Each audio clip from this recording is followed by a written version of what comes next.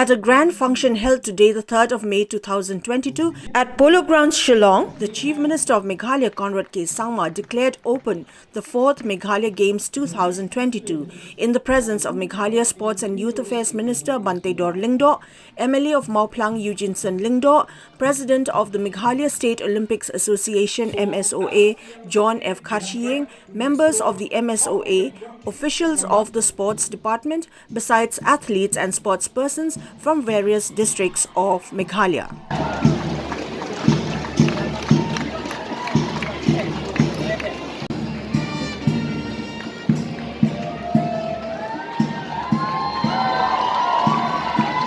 We also have the discipline of gymnastics that will be conducted at the BANTEIDOR Hall, Shillong.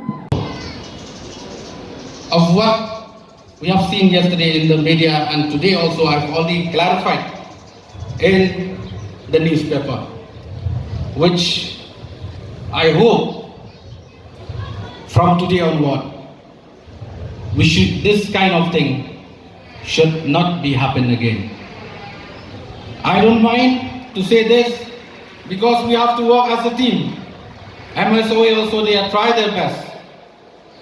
But as the state, as the government, we are very much concerned for our athletes.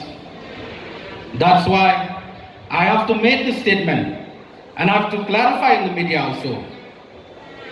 Because since the beginning, for organizing of this MEGHALAYA game, we all really giving a free hand of MSOA to run this MEGHALAYA game 2022. Very important step to organize the 4th MEGHALAYA Games 2022.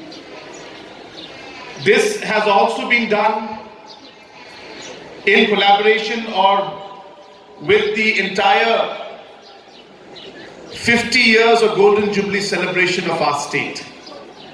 So this is one of the events to mark the 50 years of our statehood.